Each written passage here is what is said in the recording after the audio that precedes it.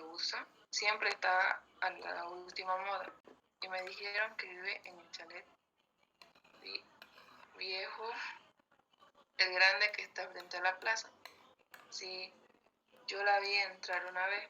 Su papá tiene un auto último modelo. Y a la otra, ¿cómo se llama? María del Carmen. Ay, no sé. Me parece que son unos pobretones. Y me dijeron que viven en una casita de los más modestas. Y la ropa que usa siempre la misma. Qué prejuiciosa. Parece muy buena persona y además es una excelente alumna. Dale, invítala, así la conocemos mejor. La verdad es que no tiene ni una amiga. Debe ser muy tímida. Bueno, sí, la voy a invitar. Total, como con la cantidad de gente que va a venir. Hasta ahí ya. Sí, continúa, por favor. Ay, ay, ay. En el ejemplo anterior, Liliana y Tamara están clasificando a las nuevas según manifestaciones externas de su respectiva pertenencia a sectores socioeconómicos. La vivienda y la ropa son para los jóvenes las muestras que necesitan para diferenciarla, aun cuando no conocen realmente a sus nuevas compañeras. A los ojos de Tamara, una de ellas es aceptable y la otra joven no parece serlo. La actitud de Tamara es prejuiciosa. Emite opiniones sobre sus nuevas compañeras basándose en manifestaciones externas. Si no mediara la participación de su amiga, Tamara habría excluido a María del Carmen de su lista de invitados sin conocer realmente a la joven, por su supuesta pertenencia a una determinada clase social. En algunas corrientes del pensamiento sociológico se considera que las desigualdades se originan en las diferentes actividades que las personas desempeñan en la sociedad. En las sociedades modernas existen actividades que requieren estudios especializados. Existen otras que pueden ser desempeñadas sin una capacitación especial. Por ejemplo, no es lo mismo la tarea de un médico que la de un barrendero. El diálogo entre Liliana y Tamara hace referencia a las diferencias que presentan las personas según el estrato social al que pertenecen, es decir, según el lugar que ocupan en la jerarquía social. La estratificación social es una forma ordenada que adoptan las desigualdades sociales. Y en diferentes sociedades existen diferentes modalidades de ordenamiento social de las diferencias, como se verá más adelante. Bien. Por favor, subrayen esa última parte, el último párrafo donde nos dice precisamente el diálogo entre Liliana y Tamara, ¿no? Hace referencia a las diferencias que presentan las personas según el estrato social al que pertenecen, es decir, según el lugar que ocupan en la jerarquía social. Eso es estratificación social, el lugar que ocupan dentro de esa pirámide o de esa estructura que hay en cada sociedad. Entonces, por eso está hablando al lugar que ocupan en la jerarquía social. La estratificación social es una forma ordenada que adopta las desigualdades sociales y en diferentes sociedades existen distintas modalidades de ordenamiento social de las diferencias, como se verá más adelante. O sea que las diferencias está haciendo referencia a cómo en cada sociedad nosotros inventamos valores o parámetros con los cuales clasificar a las personas en diferentes niveles. Le damos un nivel dentro de esa pirámide o de esa jerarquía. Y nos está indicando aquí que una de las formas de hacerlo es precisamente ordenando estas diferencias a partir de cómo nosotros consideramos, cómo pensamos que debe ser esta jerarquía social de las desigualdades sociales. ¿Qué quiere decir? De esos valores subjetivos que inventamos en cada sociedad para clasificar a las personas, por ejemplo, en ricos y pobres. Esa valoración y esa clasificación, ¿cómo la hacemos? En el mundo entero a partir de los bienes materiales y del dinero que poseen las personas. Esa es una diferenciación social que hemos inventado. Entonces, fíjense cómo está en nuestra mente y en base a eso medimos y clasificamos a las personas por ello. Ahora, en la historia de la humanidad hemos tenido nosotros diferentes manifestaciones al respecto, ¿no? Y siguiendo el orden del libro, ¿alguien que pueda leer el primer párrafo de la página 132? Primer párrafo, lo que está antes de la línea. 132. Yo puedo leerlo. Adelante, por favor. Las actividades laborales que las personas realizan cotidianamente se ordenan en posiciones inferiores y superiores, según la importancia que socialmente se otorga a cada actividad. Las actividades están asociadas a recompensas sociales. Las consideradas socialmente como menos importantes, con menores responsabilidades, reciben recompensas menores. Por su parte, las tareas consideradas en un determinado contexto social como más importantes, como mayores responsabilidades, suelen recibir recompensas o retribuciones mayores. Por ejemplo, la posición de gerente de un banco y la profesión médica son consideradas y evaluadas socialmente como más importantes que las de un barrendero o un zapatero, porque la responsabilidad social de sus ocupaciones es mayor. Si el barrendero no cumple bien su tarea, es probable que las calles de la ciudad no estén muy limpias, pero si un gerente no cumple adecuadamente con su función, es probable que muchas personas se vean afectadas en su situación económica. Algo similar sucede con los médicos. Si no se desempeñan competentemente, se verá afectado el estado de salud de sus pacientes. Así es. Fíjense que nos está mostrando cómo en la sociedad vamos estableciendo una estructura social a partir de las tareas, de las ocupaciones de las personas. Y efectivamente cada una de estas funciones, de acuerdo a la posición que uno tiene que responder si queremos que la sociedad se complemente a través de todas sus funciones y marche bien. Justamente para hacer referencia a cómo en la historia de la humanidad nosotros hemos tenido diferentes modelos de organización, es que vamos a hablar de sistemas de estratificación social. Y ahí se pueden nombrar 4 sistemas en la historia de la humanidad. El sistema esclavista, las castas, los estados o estamentos y el de las clases sociales, que es el que nosotros conocemos a partir de la sociedad industrial. Entonces, cada uno, fíjense, va a tener sus propias características en cuanto a la forma de pensar y de organizar la sociedad. Comenzamos por el sistema esclavista. ¿Alguien puede comenzar a leer el sistema esclavista? Yo puedo leer, licenciada. Adelante, Saraí, gracias. Dice, la esclavitud era la forma más extrema de la desigualdad y dividía la sociedad en personas libres y en esclavos. Estos eran considerados por derecho y por costumbre como propiedad de otros individuos. Igual que objetos, estaban obligados a trabajar para el amo y a servirlo.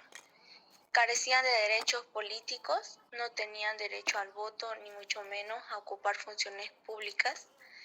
Desde el punto de vista social, el esclavo era considerado un ser inferior. Si bien estaban excluidos de cargos políticos y militares en los sistemas esclavistas de la antigüedad, algunos esclavos accedieron a otras ocupaciones y llegaron a ser comerciantes y artesanos. En la Roma antigua, muchos esclavos incursionaron en actividades mercantiles, haciéndose muy ricos y llegando a poseer ellos mismos esclavos. La propiedad de unos individuos sobre otros generó fuertes resistencias y suscitaron luchas por parte de los subordinados, pero probablemente la razón más contundente del fracaso de este sistema de estratificación social se haya debido a que este tipo de explotación dejó de producir los beneficios económicos esperados. Así es. Fíjense que yo creo que es uno de los sistemas de organización de una sociedad de los más tristes que ha existido en la historia de la humanidad, porque es el extremo de la desigualdad social, donde considerar a uno inferiores en todo sentido, y es más, incluso considerarlo como un objeto de propiedad de otro, yo creo que es la peor muestra de cómo los hombres podemos llegar a hacer y establecer esas desigualdades sociales. Yo creo que es una parte muy triste en la historia de la humanidad y que la hemos vivido en todo lado, ¿no es verdad? No solamente en Europa, la hemos vivido en África, la hemos vivido en América Latina, es decir, un sistema de verdad vergonzoso. Veamos un segundo modelo, el de las castas. ¿Qué es este modelo de organización social? ¿Cómo funciona esto de las castas o cómo funcionó? ¿Otra voluntaria? Buen día, Lisa, yo podría leérselo. Nayeli, adelante. Las castas. Este término de estratificación es propio de la cultura de la India. Aunque el término casta deriva del portugués y significa raza o estirpe pura, es fruto de la organización e historias propias de dicho país, y no se han encontrado manifestaciones similares a esta modalidad de estratificación social en otras sociedades. El sistema de casta es un sistema de estratificación rígido y cerrado. Las personas nacen y mueren en una determinada casta. El matrimonio con individuos de otras castas está prohibido y por lo general los hijos están condenados a desempeñar los mismos trabajos que sus padres. La base de la estratificación en castas es religiosa. Está ligado a la creencia hindú de la reencarnación. Según esta creencia, los individuos que no se adhieren a los rituales y deberes que corresponden a su casta renacerán en una posición inferior.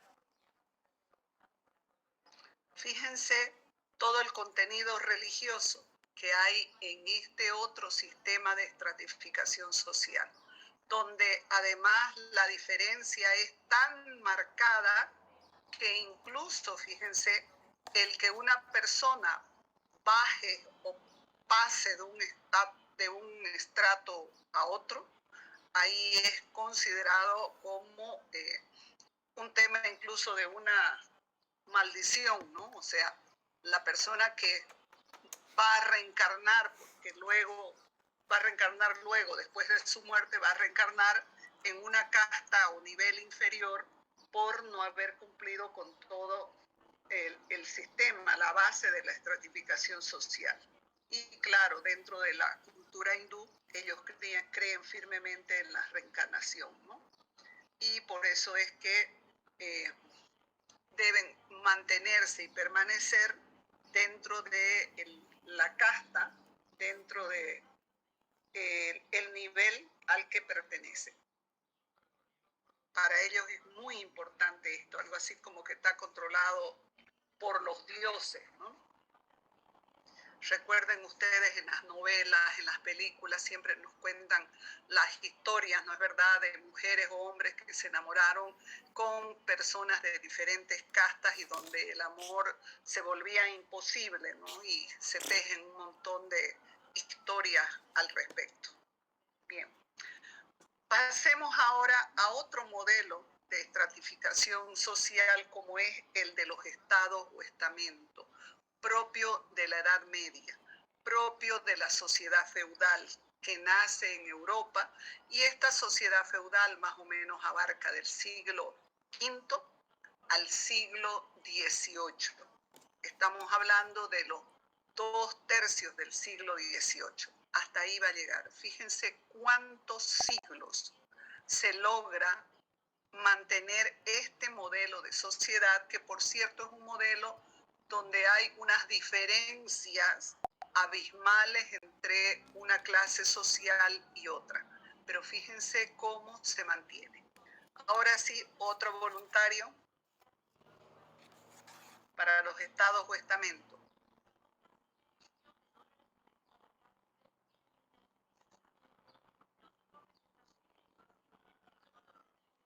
Nada.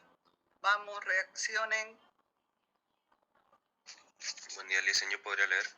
Adelante, Oscar. Perdón, José. Bueno, los estamentos o estados en el sistema de estratificación que se desarrolló en el mundo feudal europeo. Las características de cada estamento estaban relacionadas con las funciones de la división del trabajo en este tipo de sociedad. La nobleza era la encargada de defender a todos, el clero de rezar por todos y el pueblo de suministrar alimentos a todos. El pueblo estaba compuesto por los siervos, los plebeyos, los campesinos libres, los mercaderes y los artesanos.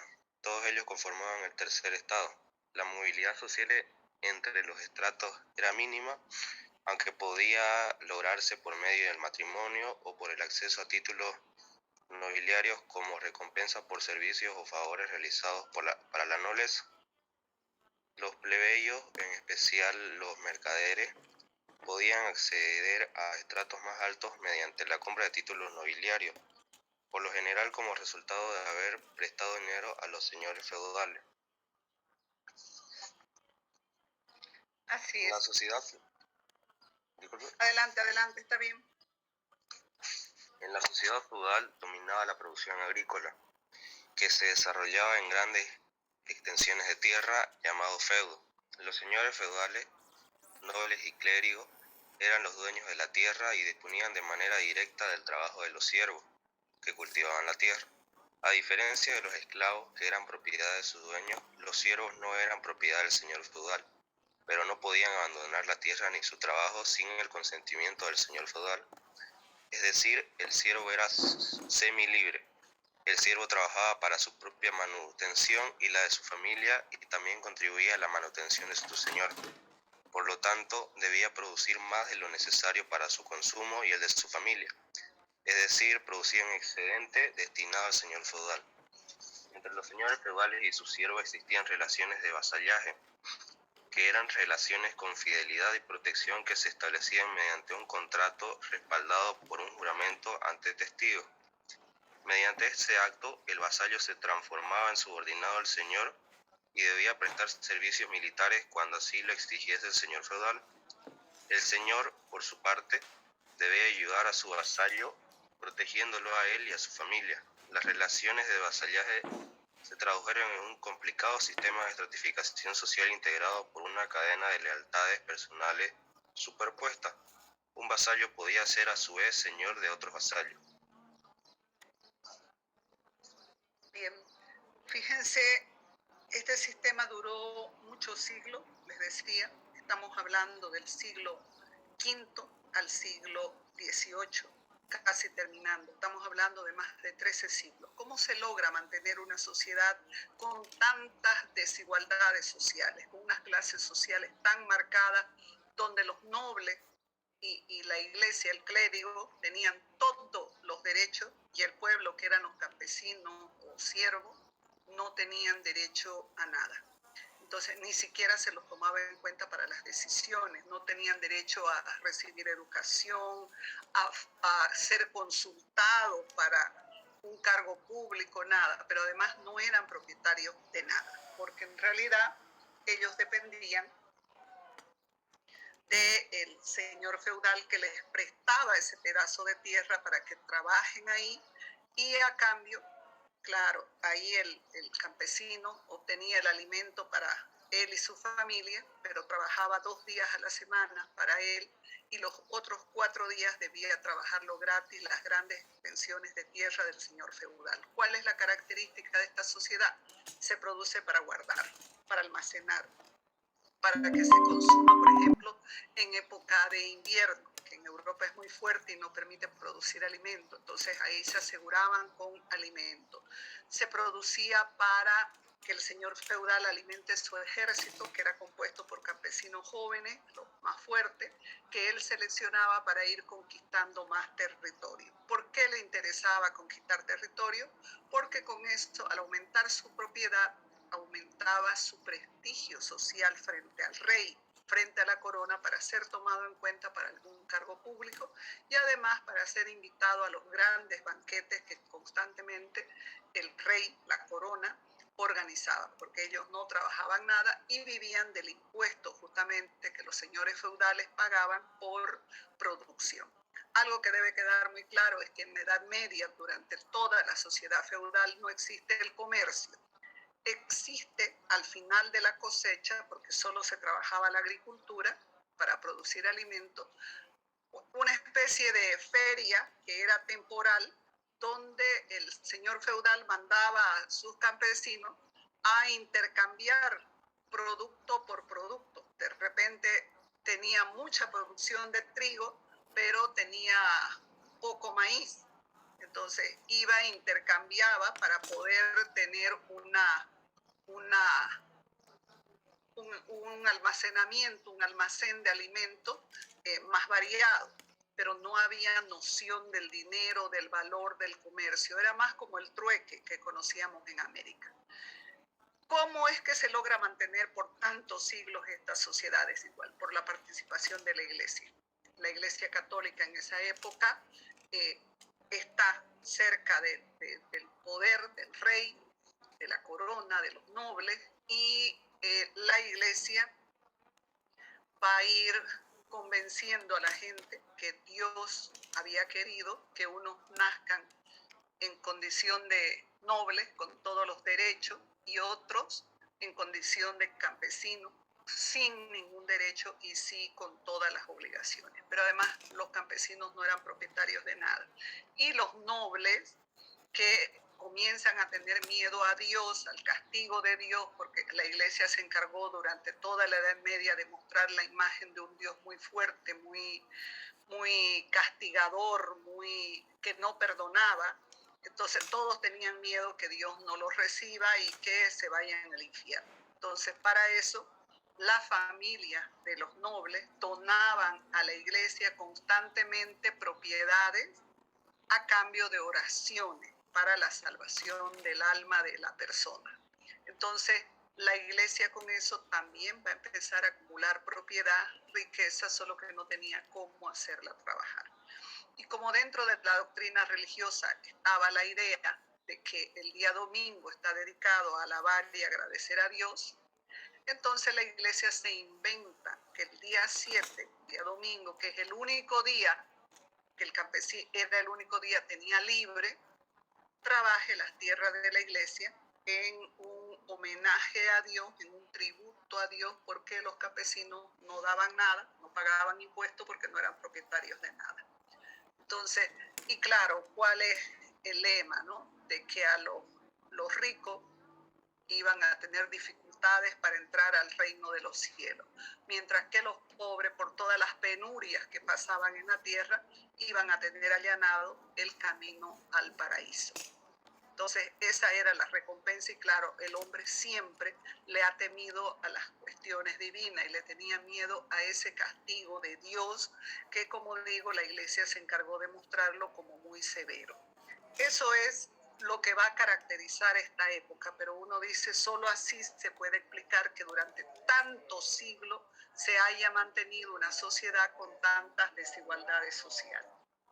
Propio de la Edad Media, pero que también la llegada de los españoles, por ejemplo, de los portugueses, pues, se traslada esta idea y nosotros, por ejemplo, en Bolivia la hemos tenido, esta sociedad feudal a nuestro modo, con la hacienda y igual el asentamiento de los campesinos en la tierra del hacendado, en un pedazo de tierra que él prestaba, a cambio de que les trabajen gratis su tierra, ¿no? Nosotros aquí los hemos llamado hacendados o terratenientes.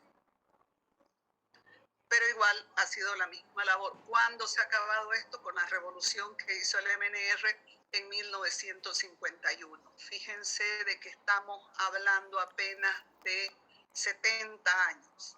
Hasta antes también aquí hubo este sistema feudal, pero aplicado, como digo, a nuestra realidad, donde el campesino, el peón, vivía con la familia, cultivaba su parcela para su alimento y el de la familia, pero a cambio trabajaba 4 días la tierra del patrón, del hacendado o terrateniente, como se lo llamaba, sin sueldo, sin nada, solamente por vivir ahí asentado en este tema, asentado en la propiedad.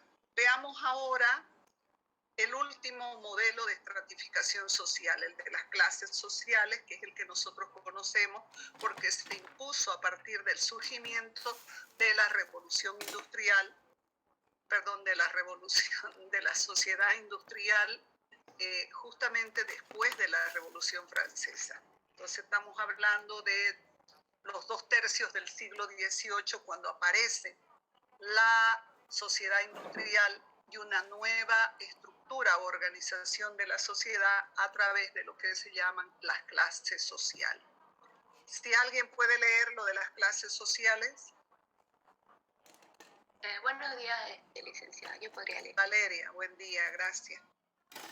La división de la sociedad en clases sociales es el sistema que asume la estratificación social en las sociedades modernas, surgida en Europa a partir del siglo XVIII. La pertenencia a una determinada clase social no está determinada por el nacimiento ni por la herencia. Una persona puede nacer en una clase social y a lo largo de su vida cambiar de clase. En las sociedades capitalistas, la riqueza y la ocupación suelen ser los criterios que determinan de manera más frecuente los límites de una clase y otra. Las diferencias entre las clases sociales suelen observarse en los estilos de vida de las personas, en el vestido, en la comida, en el modo de actuar e interactuar con otros, en los lugares que frecuentan, en las formas de consumo. La pertenencia a una clase social condiciona las oportunidades de desarrollo de las personas. Así es. Fíjense que hemos mostrado en este tema que somos las personas las que decidimos cómo organizarnos. Y nosotros en el mundo entero hemos tomado el criterio de dividir a la sociedad en clases sociales. Y generalmente manejamos 3 niveles: clase alta, clase media y clase baja. Pero ¿en base a qué clasificamos a las personas en uno de esos niveles? En base a la cantidad de bienes materiales y de dinero que posee. Este es el criterio. ¿Y saben qué es lo más grave? Que consideramos que las personas que tienen mayor dinero o mayor cantidad de bienes son superiores o mejores a los que están por debajo en términos de posesión de bienes o de dinero. O sea, no evaluamos a la persona, evaluamos los bienes que posee y a partir de ahí los clasificamos. Y lo más grave de todo esto es que los clasificamos y hasta los consideramos mejores personas. Hay quien cree que por ser ricos son mejores personas. Y yo les decía, ¿cómo es que nos damos cuenta de eso? Ya se los puse en el ejemplo en otros temas. Nos damos cuenta en el trato. No es que en la sociedad estemos marcados por unos bloques donde están bien juntos los de la clase alta, bien juntos los de la clase media o bien juntos los de la clase social. No, en la sociedad todos los días nos mezclamos todos con todos.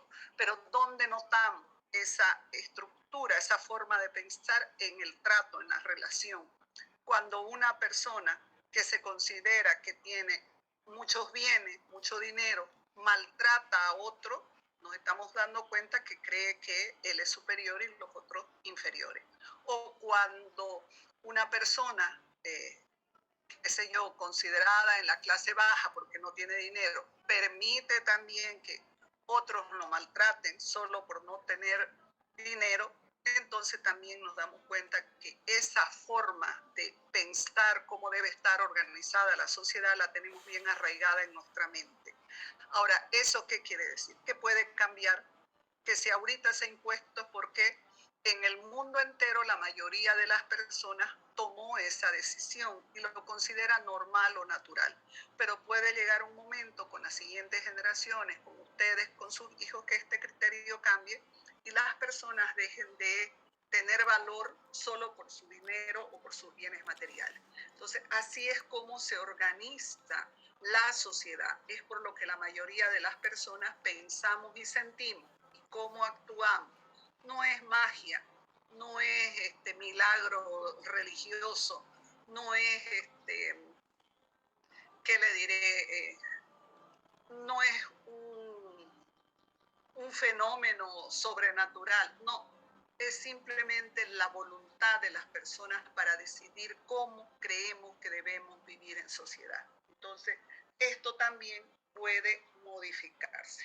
Entonces, eso en cuanto a las clases sociales. Y algo que me interesa mucho, justamente, ya que esto se ha impuesto en el mundo y que lo tenemos ya establecido desde fines del siglo XVIII, que es cuando aparece la sociedad industrial, fines del XVIII al XIX, al XX, al XXI, estamos con 2 siglos y medio de este modelo de organización de la sociedad a partir de clases sociales. Y hemos establecido 3 clases sociales, ¿no es verdad?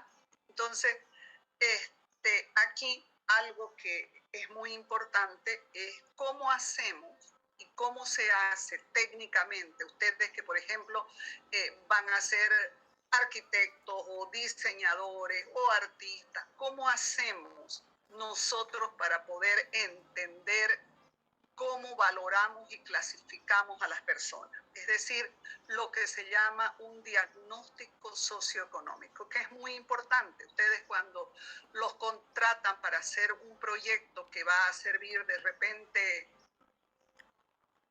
un hospital que va a estar ubicado en tal zona, lo primero que ustedes hacen antes de diseñar el proyecto es hacer un estudio socioeconómico para ver el diagnóstico de la población, a qué tipo de población va a ir dirigido y cuáles son sus necesidades. Entonces necesitan aprender a hacer un diagnóstico. Y en sociología, después de mucho análisis, debate, hubo un sociólogo argentino muy famoso en la década ya de los 60, ya muerto, que se llamaba Gino Germani, y que él estableció que para hacer diagnósticos sociales se pueden utilizar criterios subjetivos como también criterios objetivos. Obviamente que en la ciencia nos vamos a ir por los criterios objetivos, esos que nos permitan mirar la realidad tal cual es, no subjetivo cuando nosotros tratamos de que sea como nosotros queremos y a veces la deformamos en ese intento. Entonces Gino Germani planteaba que para hacer un diagnóstico socioeconómico hay criterios básicos con los que se puede medir a las personas para poder clasificarlas con un determinado nivel socioeconómico que sirve para cualquier estudio. ¿Cuáles son estos criterios o dimensiones que plantean para analizar? Uno de esos muy importante es el nivel educacional. Si ustedes van a ir a un distrito y quieren saber cómo es la composición socioeconómica de estas personas donde van a construir ese hospital, tendrán que hacer un estudio socioeconómico y, por ejemplo, establecer el nivel económico. Lo podemos hacer con un formulario. La primera pregunta, queremos saber qué nivel de educación tienen las personas. Podemos hacer un formulario donde pongamos que la persona estudió el nivel primario, más bajito el nivel secundario, o un nivel técnico o un nivel universitario. Fíjense que con estas 4 casillas la persona puede elegir y la podemos clasificar en uno de esos 4 niveles. Y luego eso lo vamos a poder convertir en dato estadístico, ¿no es verdad? y ya vamos a poder hacer los porcentajes y hablar del nivel de educación de la población de esa zona o distrito. Luego, Germani dice, además del nivel educacional, que es muy importante, veremos también, dice él, la ocupación, es decir, la función o tarea que cumple cada persona en la sociedad. Ya hemos visto que esto es muy importante. La ocupación está marcada por lo que la sociedad llama la división social del trabajo, es decir, establece diferentes tareas que hay que cumplir para producir, y esas tareas, pues cada uno va a elegir, se supone, de acuerdo a sus aptitudes naturales, a lo que mejor sabe hacer, qué tarea quiere cumplir. Ustedes han elegido, por ejemplo, tareas que están vinculadas a lo que le llamamos las ciencias del hábitat, donde está arquitectura, diseño integral, arte, planificación territorial. Entonces, ustedes ya eligieron una tarea en la que les gustaría colaborar, desempeñarse, porque sienten que ahí lo van a poder hacer mejor. Y ustedes ya, si los clasificamos, ya tienen un nivel de educación universitaria, ¿no es verdad?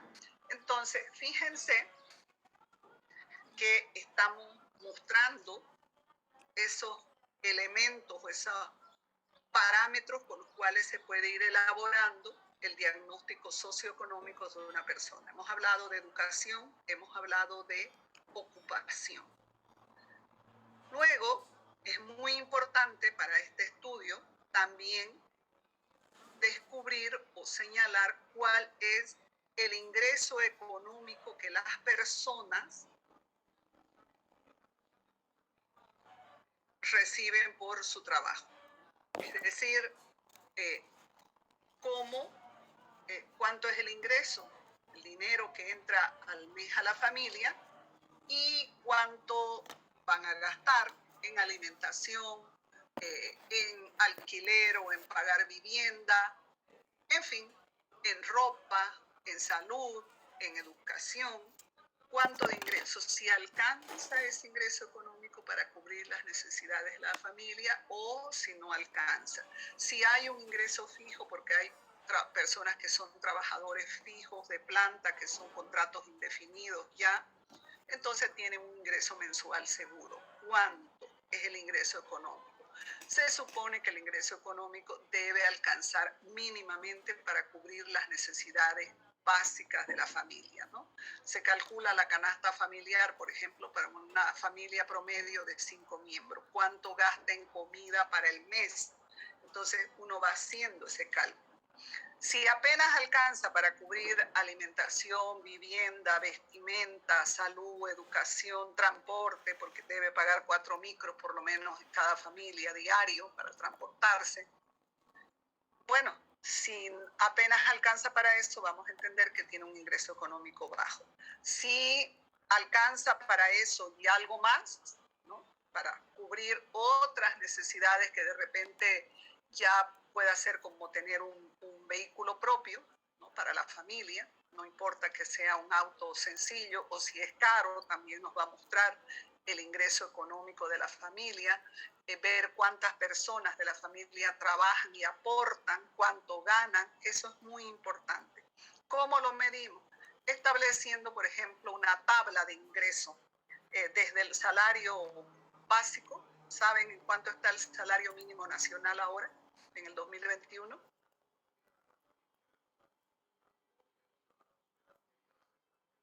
Creo que es 2.122. Ya, está bien. 2.300 en realidad, ¿no? Ese es el salario mínimo. Ese salario se supone que es la base de la que ustedes deben partir para ir elaborando la tabla. Pueden poner de una persona que gane entre 1.500 a 2.300. Pueden poner otra que gane de 2.300 a 4.000. Pueden poner otra tablita, otra línea donde pongan de 4.000 a 6.000, otro donde pongan de 6.000 en adelante. Entonces, ustedes van a ir clasificando a las personas según el nivel económico, y claro, la van a clasificar en un pequeño recuadro según la persona establezca y nos diga cuánto gane. Entonces, fíjense que ya pueden construir con nivel de educación, con ocupación y con ingreso económico, ya una especie de radiografía de la población que vive en esa unidad vecinal. Y luego, otro elemento muy importante que también va a permitir clasificar, dice este sociólogo, es el patrimonio. Si se posee casa propia, si se poseen de repente algunas tierras o terrenos, si se posee, qué sé yo, además del vehículo donde se transporta la familia todos los días, si poseen de repente un camión para hacer algún trabajo, servicio, todos esos son patrimonio. Pero además, ¿qué tipo de vivienda es? ¿Qué tipo de vivienda es? Y eso ustedes lo saben muy bien, ¿no? ¿Verdad? Desde la vivienda más simple hasta la vivienda que ya sea una vivienda más sofisticada, con materiales más caros, con mayor metros de construcción, con, en fin, el equipamiento que tenga dentro, ¿no? Los tipos de muebles, de artefactos que pueda estar equipada la casa. Eso forma parte del patrimonio de una persona.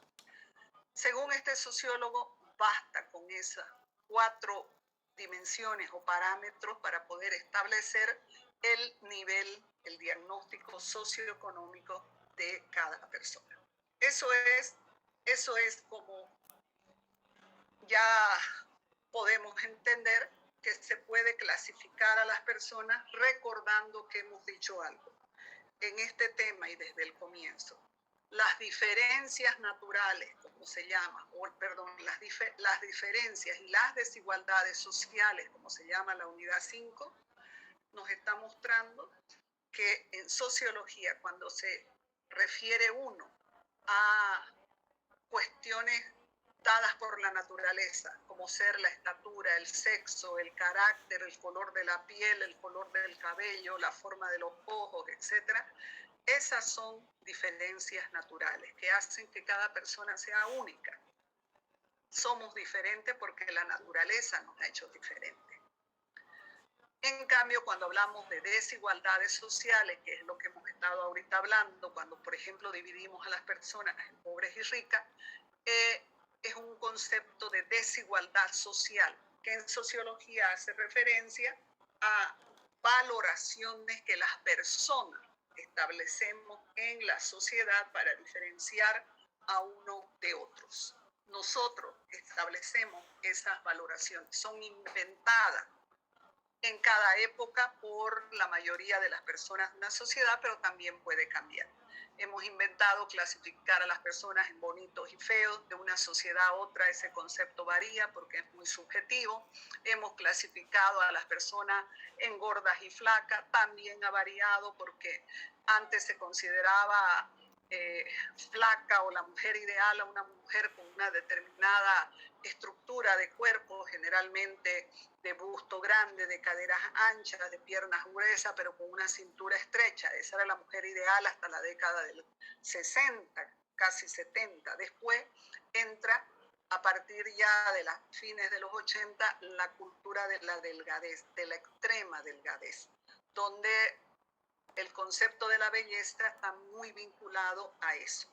Y ha tenido que cambiar, sobre todo los norteamericanos, que fueron los que inventaron esto, porque han tenido consecuencias muy serias en su población, entre los jóvenes, sobre todo las muchachas que para tratar de ser delgadas dejaron de comer, cayendo en otros extremos como enfermedades ya conocidas como la anorexia, por ejemplo. Entonces, ahora ha tenido que cambiar este concepto, pero esos son lo que llamamos desigualdades sociales que nosotros vamos estableciendo en cada época en la sociedad. Con esto concluyo el tema y concluimos el programa. No sé, ¿hay alguna pregunta, algo que ustedes quieran saber? Enseguida hablamos del examen.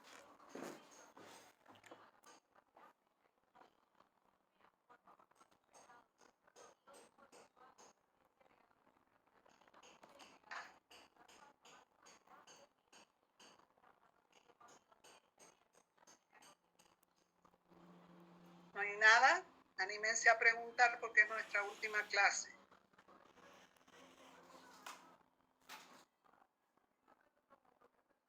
Creo que solo serían dudas sobre el examen.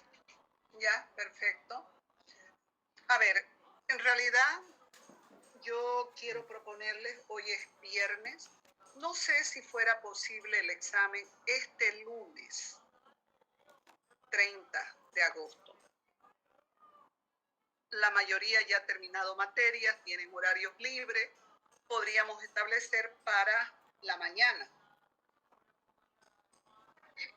Lisa, disculpe, yo tengo entrega final de composición. Ya. Ahí ya se nos cruza. ¿Podría ser el martes a primera hora? El martes ¿El está examen? bien. Por mí sí está bien. Está bien, martes. ¿Ya? ¿Les parece que sea martes a las 8 de la mañana? Sí, está bien. Disculpa, arquitecta, yo martes presento taller. A ver, Es mi presentación presencial ya. ya. A ver, yo les cuento algo. Nosotros tenemos... Yo tengo marcado con el grupo B el examen el lunes a las 7:30 de la mañana. Con ustedes estoy marcando para el martes. ¿Alguien podría darlo, los que no pueden martes, el lunes 7:30 de la mañana? Es una opción. Yo el lunes, por favor. ¿Podrías darlo? Sí, el lunes podría darlo. No ponemos el lunes en la noche. Puede ser también, a ver, yo lunes en la noche tengo marcado un examen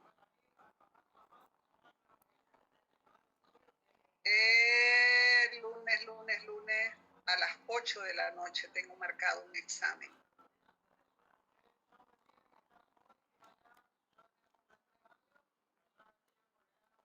Y hoy día. Hoy día es muy pronto, pero más bien podría ser mañana para que les dé tiempo. Mañana sería, no sé. Creo que la mayoría podría tener posibilidad de que sea mañana sábado a las 8 de la noche, por ejemplo.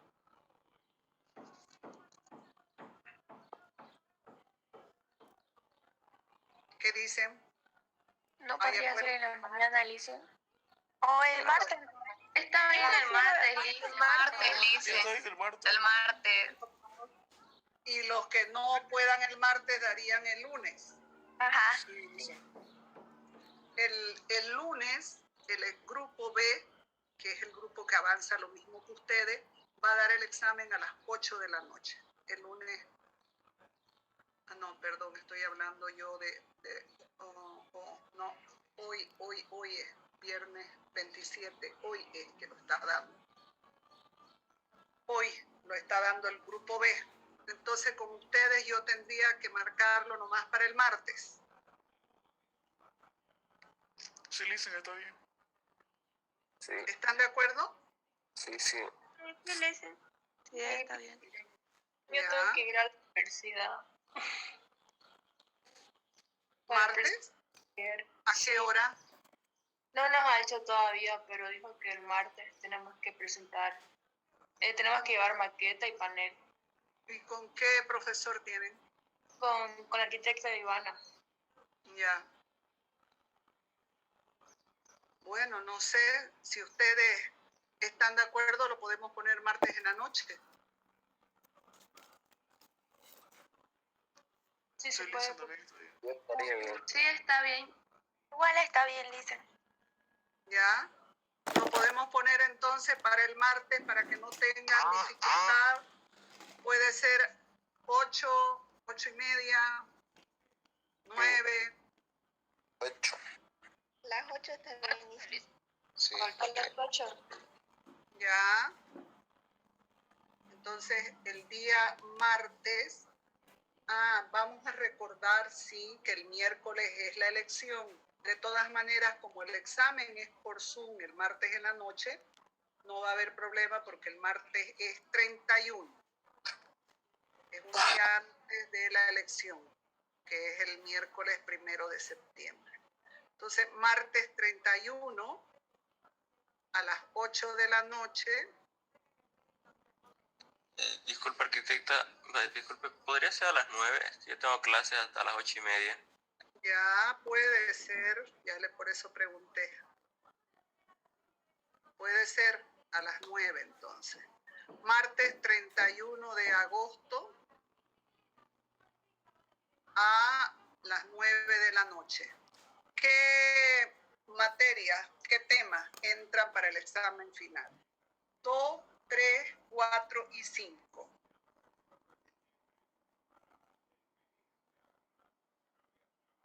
Del libro.